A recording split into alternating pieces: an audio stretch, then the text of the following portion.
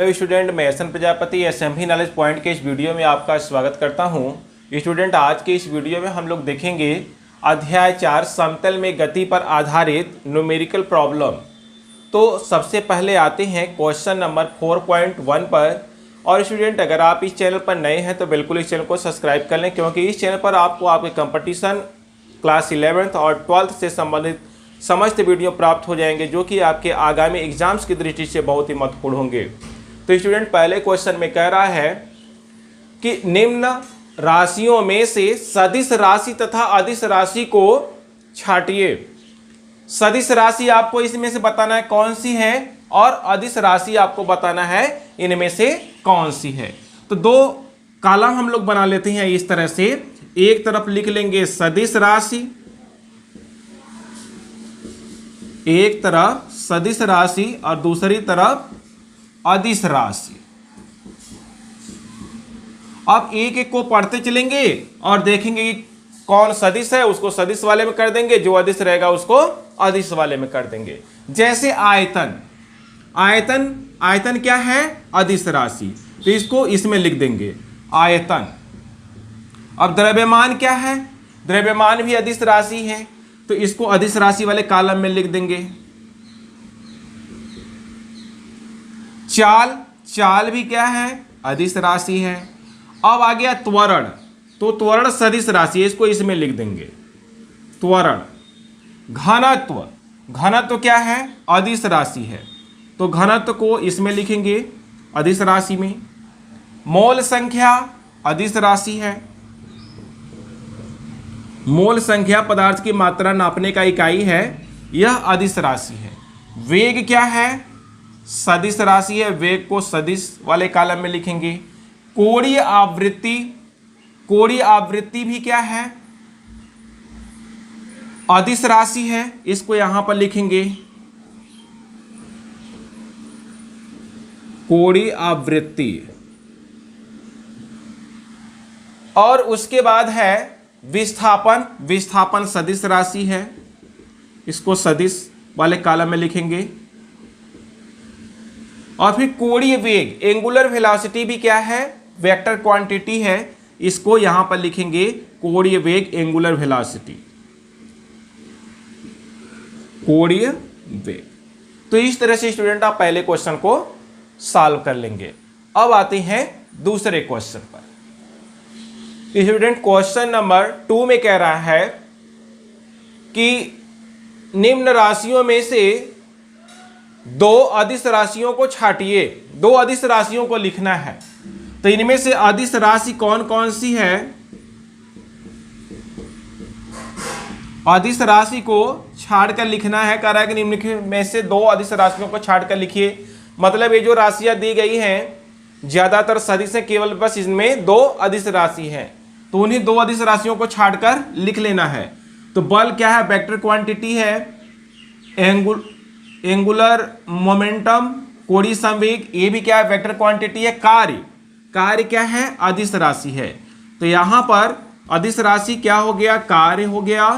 और धारा, वैद्युत धारा, धारा भी क्या है? अदिश राशि है। रैखिक संवेग, ये क्या है? Vector quantity. वैद्युत क्षेत्र वेक्टर क्वांटिटी। औसत वेग, देखेंगे औसत चाल रहता तो वह क्या होता? अदिश राशि। यहां पर औसत वेग है, इसलिए यह भी वेक्टर क्वांटिटी। चुंबकीय आघूर्ण, ये भी वेक्टर क्वांटिटी। आपेक्षिक वेग है, तो आपेक्षिक वेग भी क्या है? वेक्टर क्वांटिटी है। अब स्टूडेंट, क्वेश्चन नंबर 4.3 में पूछ रहा है कि निम्न राशियों में से वह कौन सी राशि है जो वेक्टर क्वांटिटी है, सदिश राशि है। तो जरा देखें, ताप क्या है? Scalar quantity. दाब क्या है? Scalar quantity. आवेग यही क्या है? वेक्टर क्वांटिटी है। समय क्या है? Scalar quantity. शक्ति क्या है? Scalar quantity. पूरे पथ की लंबाई, ये भी क्या है? Scalar quantity. ऊर्जा क्या है? Scalar quantity. और गुरुत्वीय विभव, ये भी स्केलर क्वांटिटी। घर्षण गुणांक स्केलर क्वांटिटी। और आवेश भी क्या है? Scalar quantity. तो इसमें वेक्टर क्वांटिटी कौन है? तो इसमें वेक्टर सदिश राशि कौन हो गया? आवेग। जो सदिश राशि है इसमें केवल बस आवेग है, बाकी सभी अदिश राशियां हैं, स्केलर क्वांटिटी है। वेक्टर क्वांटिटी केवल आवेग है। अब स्टूडेंट आते हैं क्वेश्चन नंबर 4 पर क्वेश्चन नंबर 4 में कह रहा है कि क्या सदिश और अदिश राशि के परिप्रेक्ष्य में क्या निम्नलिखित बीजीय संक्रियाएं अर्थपूर्ण है या नहीं, कारण सहित बताना है। तो यहां पर देखिए दो अदिशों का जोड़ना कह रहा है कि क्या हम दो अदिशों को एक साथ जोड़ सकते हैं, कारण सहित बताना है। तो इसका उत्तर होगा नहीं, दो अदिशों को एक साथ हम नहीं जोड़ सकते। अब कारण देखिए, कारण में जैसे क्या होगा, जैसे देखेंगे दूरी, दूरी क्या है, अदिश राशि है। जैसे 2 मीटर हमने ले लिया, दूरी है 2 मीटर। अब चाल है, चाल क्या होता है, अदिश राशि है। मान लिया यहां पर लिया 5 मीटर प्रति सेकेंड, यह चाल है। अब इन दोनों को एक साथ हम नहीं जोड़ सकते। या कह सकते हैं कि आयतन है, आयतन ले लें, आयतन 4 मीटर क्यूब, 4 मीटर क्यूब, इसको एक साथ इसके साथ नहीं जोड़ सकते क्योंकि यह दूरी है, ये आयतन है, इसमें 4 2 6 हम नहीं बना सकते। इसलिए दो अदिशों का आपस में योग संभव नहीं है जब तक कि वे दोनों एक ही राशि को व्यक्त न करें। अगर दोनों एक ही राशि को व्यक्त करेंगे तब तो जोड़ देंगे, अब भिन्न भिन्न राशियों को व्यक्त करेंगे तो जोड़ संभव नहीं होगा। अब बी में जरा देखिए, एक ही विमाओं की एक सदिश व एक अदिश को जोड़ना। एक ही विमा के एक सदिश को एक अदिश के साथ भी जोड़ नहीं सकते। इसमें भी क्या होगा, एक सदिश को एक अदिश के साथ हम लोग नहीं जोड़ सकते।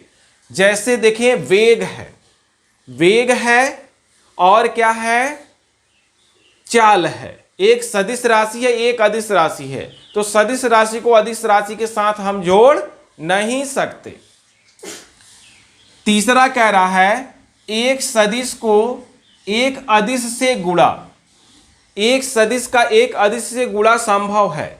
जैसे देखें यहां पर यह मान लिया बल F है, बल F क्या है, सदिश राशि है।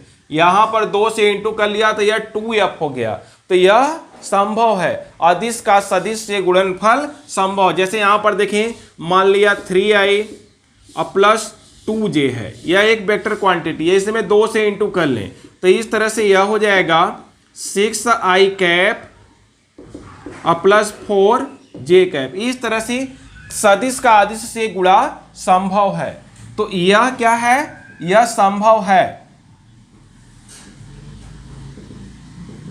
यह क्या है, संभव है। तीसरा जो सी है कि एक सदिश को एक अदिश से गुणा करना, तो यह क्या है, संभव, यह सही है, ऐसा हो सकता है। अब आते हैं डी पर। चौथे क्वेश्चन का डी क्या करा है कि दो अदिशों का गुणा, क्या दो अदिशों का गुणा संभव है, तो दो अदिशों का गुणा बिल्कुल संभव है। क्यों संभव है, जैसे यहां पर जरा देखें, आयतन, आयतन बराबर होता है क्षेत्रफल गुणे ऊंचाई, तो यह क्या है, अदिश राशि है। ए भी क्या है, अदिश राशि है, तो अदिश का अदिश से गुणा संभव है। ठीक इसी तरह से आप और भी उदाहरण देख सकते हैं।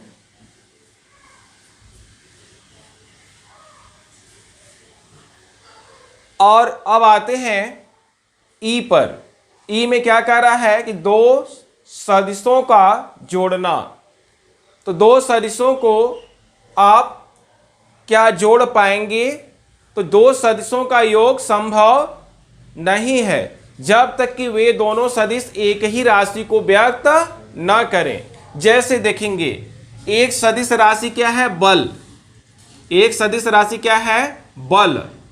तो मान लिया बल है, यहां पर बल 5F, ये मान लिया बल है।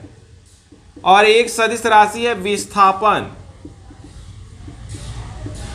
विस्थापन मान लिया 2 मीटर, ये भी क्या है, सदिश राशि है। बल भी सदिश राशि है, विस्थापन भी सदिश राशि है, तो इसको इसमें हम लोग नहीं जोड़ सकते, 5 2 7 नहीं कर सकते। जब तक कि दोनों सदिश राशियां एक ही राशि को प्रदर्शित न करें, जब तक कि दोनों सदिश राशियां एक ही सदिश राशि को प्रदर्शित ना करें, तब तक उन दोनों को हम लोग एक साथ नहीं जोड़ सकते। जैसे एक बल है, दूसरा भी बल रहेगा, उसको जोड़ देंगे, लेकिन एक सदिश राशि को दूसरे सदिश राशि के साथ हम लोग नहीं जोड़ सकते। तो यहां पर होगा इसका नहीं। और जो छठा है यह, इसमें कह रहा है कि एक सदिश के घटक को उसी सदिश से जोड़ना, किसी भी सदिश के घटक को उसी सदिश से जोड़ना। तो कह रहा है कि यह संभव नहीं होगा, क्योंकि यह एक सदिश को उसी सदिश के घटक के साथ जोड़ना वह अर्थहीन होगा, यह संभव नहीं है, तो यह नहीं हो सकता। तो इस तरह से स्टूडेंट आप क्वेश्चन नंबर 4 को समझ गए होंगे। अब आते हैं क्वेश्चन नंबर 4.5 पर। तो क्वेश्चन नंबर 4.5 में कुल 5 इसमें सेक्शन दिए हुए हैं और आपको कारण सहित बताना है कि इनमें से कौन सा कथन सत्य होगा और कौन सा कथन सत्य नहीं होगा। तो जैसे कि पहला है, हाँ, किसी सदिश का परिमाण सदैव एक अदिश है। किसी सदिश का, पहला जो कह रहा है कि सदिश का परिमाण, सदिश का परिमाण सदैव एक अदिश है। तो सदिश का परिमाण सदैव एक अदिश होता ही है। जैसे यहां पर जरा देखिए, i प्लस जे प्लस के, यह वेक्टर क्वांटिटी है। अब इसका परिमाण ले लें, इसका क्या ले लें, परिमाण। तो परिमाण क्या हो जाएगा, अंडर रूट i के गुणांक का वर्ग प्लस j के गुणांक का वर्ग प्लस k के गुणांक का वर्ग अंडर रूट 3। तो ये क्या है, सदिश का परिमाण, और ये क्या आ गया, अदिश आ गया। तो इस तरह से आप कह सकते हैं कि यह क्या है, कथन बिल्कुल सत्य है। दूसरा, किसी सदिश का प्रत्येक घटक सदैव अदिश होता है। तो यह क्या है, असत्य है, सत्य नहीं हो सकता। जैसे यहीं पर जरा देख लें, मान लिया यह वेक्टर ए है, वेक्टर ए है a1 i cap plus a2 j cap plus a3 k cap, यह वेक्टर है। अब इसका कोई एक घटक ले लें, कोई एक कंपोनेंट ले लें, कोई एक भाग ले लें। जैसे मान लिया कि यही इसका कंपोनेंट ले लेते हैं a1 i कैप, तो यह क्या है, सदिश राशि है। जबकि उसमें क्या कह रहा है कि यह अदिश है, कह रहा है कि किसी सदिश का घटक अदिश होता है, तो यह सही नहीं है। किसी सदिश का घटक सदिश होता है, तो यह बी क्या होगा, यह सही नहीं है, असत्य हो यह असत्य है। 4.5 का जो सी कह रहा है, सी में जरा देखिए इसमें क्या है। सी में कह रहा है कि किसी कण द्वारा चली गई पथ की कुल लंबाई सदैव विस्थापन सदिश के परिमाण के बराबर होता है। कह रहा है किसी कण द्वारा चली गई कुल लंबाई सदैव विस्थापन सदिश के परिमाण के बराबर होता है। तो यह संभव नहीं है, क्योंकि विस्थापन शून्य हो जाता है, परंतु पथ की कुल लंबाई शून्य नहीं होती, दूरी शून्य नहीं होती। जैसे यहां पर जरा देखें, मान लिया यहां से कोई वस्तु पॉइंट P से एक वृत्ताकार पथ पर चलना शुरू कर देता है, तो यहां घूमते घूमते यह कण, यहां से घूमते घूमते कण पुनः यहीं पर आ जाता है। तो इस तरह से यहां पर विस्थापन देखेंगे, विस्थापन क्या है, 0 है, परंतु दूरी कुल पथ की कुल लंबाई कितनी हो जाएगी, तो पथ की कुल लंबाई 2πr परिधि के बराबर, पथ की कुल लंबाई 2 पाई r हो जाता है, जबकि विस्थापन का परिमाण क्या है, 0 है। तो यह भी क्या हो जाएगा, यहां पर असत्य हो जाएगा। अब आते हैं इसमें चौथे पर, डी पर। डी में कह रहा है कि किसी कण की औसत चाल समय के समान अंतराल में कण के औसत वेग के परिमाण से अधिक या उसके बराबर होती है। तो यह सही है। जैसे देखेंगे डी क्या कर रहा है, जैसे मान लिया कोई कण ऐसे ऐसे चल रहा है। अब यहाँ पर इसका वेग का परिमाण इधर है, यहाँ पर वेग का परिमाण इधर है, यहाँ पर वेग का परिमाण इधर है, यहाँ पर वेग v1 है, यहाँ पर वेग v2, यहाँ पर वेग v3 है, इस तरह से है। तो इसमें कह रहे हैं कि यहाँ से यहाँ तक चली गई कुल दूरी और कुल समय में अगर भाग दे दें हम, कुल दूरी और बटा कुल समय में भाग कर दें, तो वह क्या आ जाएगा, औसत चाल। तो औसत चाल का मान, यहाँ पर जरा देखें, औसत चाल का मान क्या होता है, बड़ा या बराबर होगा विभिन्न खंडों में वेगों से, विभिन्न खंडों में जो चाल है उसकी योग से। तो इसी में कह रहा था कि किसी कण की औसत चाल समय के समान अंतराल में कण के औसत वेग के परिमाण से अधिक या उसके बराबर होता है। अब कह रहा है विभिन्न खंड में, छोटे छोटे खंडों में इसका क्या निकालें, औसत चाल निकालें। मान लिया v1 v2 v3 है, तो v1 plus v2 plus v3 plus dot dot dot dot plus vn। तो यहाँ पर जो औसत चाल होगा यह विभिन्न खंडों में जो इसका चाल है उससे अधिक या उसके बराबर होगा। तो यह कथन सत्य है। अब यहाँ पर आते हैं पांचवें कथन पर। पांचवा कथन कह रहा है उन तीन सदिशों का योग जो एक समतल में नहीं है कभी भी शून्य नहीं होता। तो यह सत्य है। यहां पर जरा देखें, जैसे कि मान लिया इस तरह से यह x y, या यहां पर y मान लेते हैं, इसको क्या मान लेते हैं, z एक्सिस, इसको क्या मान लेते हैं, y एक्सिस। तो इसमें कह रहा है कि उन तीन सदिशों का योग जो एक समतल में नहीं है का योग शून्य नहीं होता। जैसे यहां पर जरा देखिए, यह एक समतल है, यह कौन सा समतल है, यक्स जेड समतल है, यह यक्स जेड समतल है। इसमें कोई बिंदु है, उसका अगर सदिश देखेंगे तो मान लिया यहां पर यह x1 और z1 रहेगा। इसको यहां से मिला देते हैं OP। तो इस OP का जो वेक्टर बनेगा, वेक्टर OP इक्वल टू हो जाएगा x1 i cap plus z1 k cap. इधर की ओर unit vector i cap, z axis के अनुदिश यूनिट वेक्टर k कैप और y एक्सिस के अनुदिश j कैप होता है। अब यह एक तल में एक सदिश हो गया। यहां पर जरा देखेंगे दूसरे तल में दूसरा सदिश ले लेंगे। जैसे इस तल में ले लेते हैं, इस तल में एक ले लें, कौन सा हम, तो यह क्या है, यक्स वाई तल है। इसमें कोई बिंदु जैसे मान लेते हैं यहां पर, तो यह मान लेते हैं कि x2 और क्या मान लेते हैं y2। इसको दूसरा तल है, यह कौन सा तल है, यक्स वाई तल है। इसका जो सदिश हो जाएगा ये P है, इसको मान लेते हैं Q। तो OQ, यह O है, OQ इक्वल टू कितना हो जाएगा, वेक्टर OQ हो जाएगा x2 i कैप अब प्लस y2 j कैप। अब तीसरे तल में ले लेते हैं।